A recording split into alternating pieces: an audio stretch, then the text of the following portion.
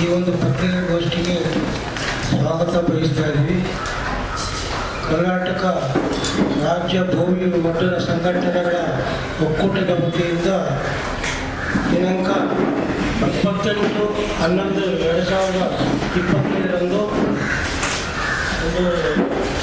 ಭೂಮಿ ಜನಾಂಗದ ಒಳ ಮೀಸಲಾತಿಗಾಗಿ ನಾವು ಅಲ್ಲಿಂದ ಕಾಲ್ನಡಿಗೆ ಜಾಥಾವನ್ನು ವಿಧಾನಸೌಧಕ್ಕೆ ಛಲ ಕಾರ್ಯಕ್ರಮ ಮಾಡ್ತಾ ಇದ್ದೀವಿ. ಮುಖ್ಯ ಉದ್ದೇಶ ಏನೆಂದರೆ ಭೂಮಿ ಜನಾಂಗದ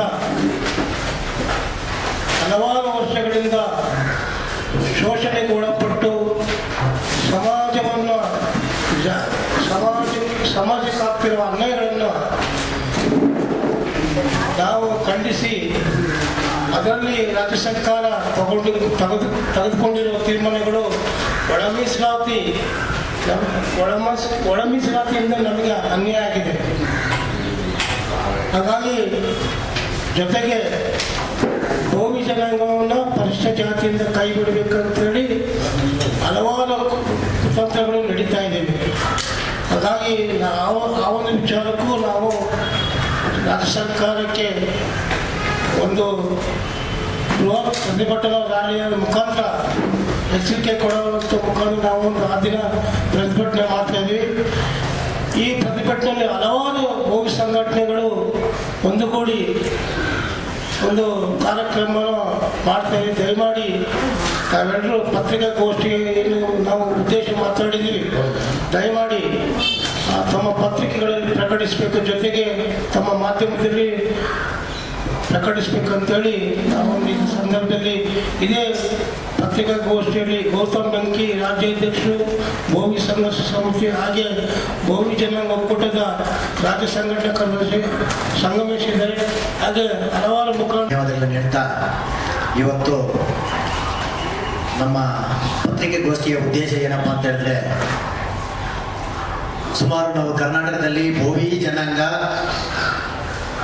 ಕರ್ನಾಟಕದ ಉದ್ದ ಅಗಲಕ್ಕೂ ದುಡಿಮೆ ಹೊರತು ದುಡಿಮೆ ಈ ದೇಶಕ್ಕೆ ಈ ರಾಜ್ಯಕ್ಕೆ ನಮ್ಮ ಸಮುದಾಯದ ತುಂಬ ಕೊಡುಗೆಗಳಿದೆ. ನಾವು ದುಡಿತಾ ಬಿಟ್ರೆ ನಾವು ಸಂಪಾದನೆ ಆಗಲಿ ಆಸ್ತಿಯಲ್ಲಾಗಲಿ ಮತ್ತೆ ರಾಜಕೀಯವಾಗಿ ಅಧಿಕಾರಿಗಳಾಗಿ ಯಾವುದು ಹೆಚ್ಚಿಗೆ ಬೆಳವಣಿಗೆ ಆಗಿಲ್ಲ. ಕೆಲವಷ್ಟೇ ಜನ ಇವತ್ತು ಬೆಳಕಿಗೆ ಬಂದಿದ್ದಾರೆ. ಅವರು ಸರ್ಕಾರಿ ಅಧಿಕಾರಿಗಳಾಗಿರ್ಬೋದು, ರಾಜಕೀಯವಾಗಿ ಆಗಿರ್ಬೋದು, ಇತ್ತೀಚೆಗೆ ಬಂದಿದ್ದಾರೆ. ಸಾವಿರಾರು ವರ್ಷಗಳಿಂದ ನಾವು ಯಾವುದು ಬೆಳವಣಿಗೆ ಆಗಿಲ್ಲ. ಇವತ್ತು ನಾವು ಮುಂದುವರೆದ ಜನಾಂಗ ಅಂತ ಹೇಳಿ ನಮ್ಮನ್ನ ಗುರುತಿಸಿದ್ದಾರೆ. ಕರ್ನಾಟಕ ಸರ್ಕಾರ ಇವತ್ತು ಸಿದ್ದರಾಮಯ್ಯನವರ ಸರ್ಕಾರ ಒಳ ಮೀಸಲಾತಿಯಲ್ಲಿ ನಮಗೆ ಅನ್ಯಾಯ ಇದೆ. ಯಾವ ರೀತಿ ಅಂತ ಹೇಳಿದ್ರೆ, ನಮ್ಮ ಜನಾಂಗ 2011ರಲ್ಲಿ 11,19,135 ಜನಸಂಖ್ಯೆ ತೋರಿಸಿದ್ರು ಸೆಂಟ್ರಲ್ ಗೌರ್ಮೆಂಟ್ ಜಾತಿ ಜನಗಣತಿ ಮಾಡಿದಂಥ ಸಂದರ್ಭದಲ್ಲಿ. ಈಗ ರಾಜ್ಯ ಸರ್ಕಾರ ಈಗ ಜಾತಿ ಜನಗಣತಿ ಮಾಡಿದಂಥ ಸಂದರ್ಭದಲ್ಲಿ ನಮ್ಮ ಜನಸಂಖ್ಯೆ 11,15 ವರ್ಷ ಕಳೆದ ನಂತರ ಈಗ ಸರ್ವೆ ಮಾಡಿರಲ್ಲಿ ನಾಗಮೋಹನ್ ದಾಸ್ ಅವರ ಸರ್ವೆಯಲ್ಲಿ 11,29,000 ಜನ ಗುರುತಿಸಿದ್ದಾರೆ. 9,500 ಜನನ ಇಡೀ ರಾಜ್ಯದಲ್ಲಿ ಗುರುತಿಸಿದ್ದಾರೆ. ಜೊತೆಗೆ OBC ನಲ್ಲಿ 2 ಲಕ್ಷ ಜನ ಸೇರ್ಕೊಂಡಿದ್ದಾರೆ.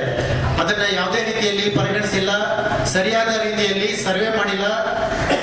ನಮ್ಮ ಜನಾಂಗ ಗೂಳೆ ಹೋಗಂತ ಕೆಲಸಗಳ ಮೇಲೆ ಬಟ್ಟೆ ಕೆಲಸ, ಮಣ್ಣು ಕೆಲಸ ಮತ್ತೆ ಇತರೆ ಕೆಲಸಗಳ ಮೇಲೆ ಗೂಳೆ ಹೋಗಿರ್ತಾರೆ. ಬೇರೆ ಜಿಲ್ಲೆಗಳಿಗೆ, ಬೇರೆ ರಾಜ್ಯಗಳಿಗೆ ಹೋಗಿರ್ತಾರೆ. ಅಂತ ಸಂದರ್ಭದಲ್ಲಿ ಸರ್ವೆ ಮಾಡಿದ್ದಾರೆ. ಸರಿಯಾದ ರೀತಿಯಲ್ಲಿ ನಮ್ಗೆ ಸರ್ವೆ ಆಗಿಲ್ಲ. ನಮ್ಮ ಲೆಕ್ಕಾಚಾರ ಇವಾಗ ನಮ್ಮ ಸರ್ವೆಗೆ ಇದು 2011ರಂತೆ ಈಗ ನೋಡಿದ್ರೆ ನಮ್ದು 25 ಲಕ್ಷದವರೆಗೂ ನಮ್ಮ ಸಮುದಾಯದ ಸಂಖ್ಯೆ ಇರಬೇಕಾಗಿತ್ತು. ನಮ್ಗೆ ಯಾವ ರೀತಿ ಸರ್ವೆ ಮಾಡೋದಂತ ಗೊತ್ತಾಗ್ತಲ್ಲ. ಈ ಸರ್ವೆಯಲ್ಲಿ ನಮ್ಗೆ ಭೋವಿ ಜನಾಂಗಕ್ಕೆ ತುಂಬಾ ಅನ್ಯಾಯ ಆಗಿದೆ.